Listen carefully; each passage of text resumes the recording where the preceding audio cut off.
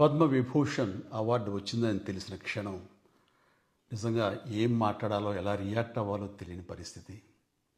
మన దేశంలో రెండవ అత్యున్నత పౌర పురస్కారం పద్మవిభూషణ్ లభించినందుకు నాకు నిజంగా చాలా సంతోషంగా ఉంది.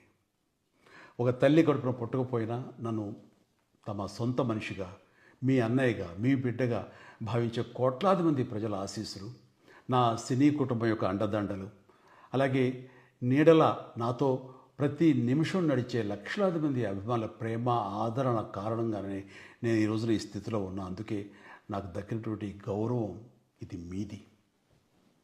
మీరు నాపై చూపిస్తున్న ప్రేమ, ఆప్యాయతలకు నేను ఏమి రుణం తీర్చుకోగలను? నా 45 ఏళ్ల సినీ ప్రస్థానంలో వెండితెరపై వైవిధ్యమైన పాత్రల ద్వారా వినోదం పంచడానికి నా శక్తి మేరకు నేను ప్రయత్నిస్తూనే ఉన్నా. నిజ జీవితంలో కూడా నా చుట్టూ ఉన్న ఈ సమాజంలో అవసరమైనప్పుడు